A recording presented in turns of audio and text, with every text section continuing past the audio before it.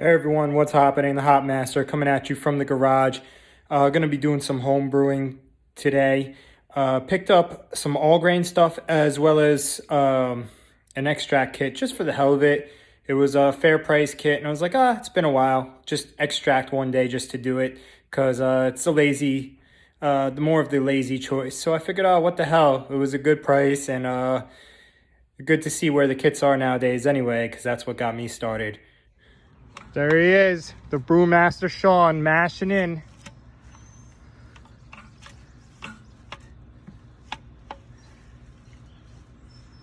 Hey everyone, what's happening? The Hop Master coming at you on a beautiful day in May. Beautiful weather we're having out here. Outstanding weather, actually. So anyway, gonna be brewing today, doing a cream ale that I've done before, recipe I made from scratch that I enjoy. I think it comes out good, so we're doing another batch of that. Got everything I need right here. Switch to the next video. This is video 1. So anyway, this is what I got going on. Star San, IO Star, PBW. Different selections of hops here. Willamette, Cluster, Tetnan, and yeast. Going to be doing that. The grain's already in. We'll be taking a look at that shortly. I even got my son involved. He did the whole mashing process of stirring in the mash. This is the 4th video. Anyway, this is what we're looking at. This is the 4th video. Anyway, this is what we're looking at. She's been holding steady at about 160. She dropped 2 degrees, but that's fine. The rest is almost over. And then we're going to transfer and get ready for the boil. Okay, so now we're going to take a sample from the mash here to see if it's ready, if starch conversion has been completed. And if the conversion has been completed, then we'll move on to the next phase, lauter, and then transfer for the boil. Okay, so all I did was just pull a small sample here of the mash. What we're gonna do is a little trick here. Take a little bit of this sanitizing solution, which has iodine in it. The adding the iodine is gonna tell us if the conversion is complete. So just a little bit, and we'll wait to see what color we get here.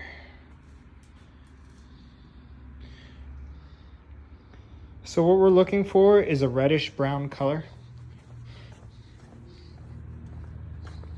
See if I can get some light for you guys. There we go.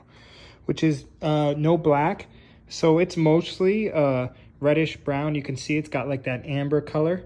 That basically signifies that the starch conversion is complete.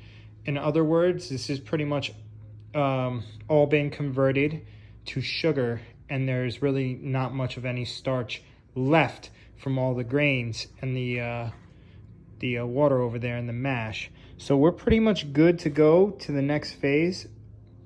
I'm gonna give it like another 5 minutes, but as you can see, it's pretty much for the most part reddish brown. Not really any dark black spots in there per se. So I think we're gonna be good to go. Right now we're lautering out of the mash tun just to get a clearer pour here. A lot of sediment still floating in there, so we'll have to do this quite a few times to get it clear. We'll dump it and go around the sides here. And when that pours clear, we'll transfer for the boil. So now my assistant, my senior brew staff, is gonna help me here. He's gonna add the cluster hops. Go ahead, add them. All the way in. Open the bag. There you go. Now all of them? That's okay. Got them all the rest? Outstanding. Let me see that bag. What's it look like? Oh, there you go. Be hopping with the Willamette.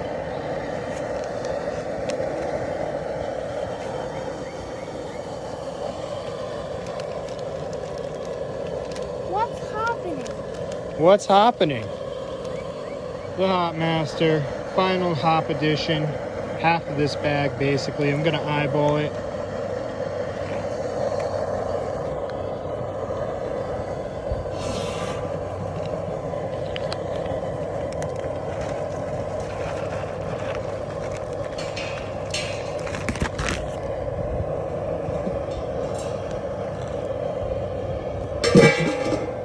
All right, we are finally winding down on this bitch. Excuse my language. Cooling it down to pitch the yeast. Got to get at least close to 70, at least. So that's what we got going on right now.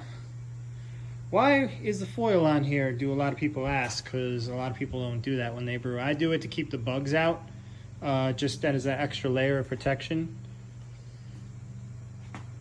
Even with the garage closed, it's open right now. Even with it closed, I'll still cover with foil because whatever it's warm out, whatever flies are flying around in here. I haven't really had that issue before in here that I could see, but I'd rather not take a chance and just have that open gap on top of the, you know,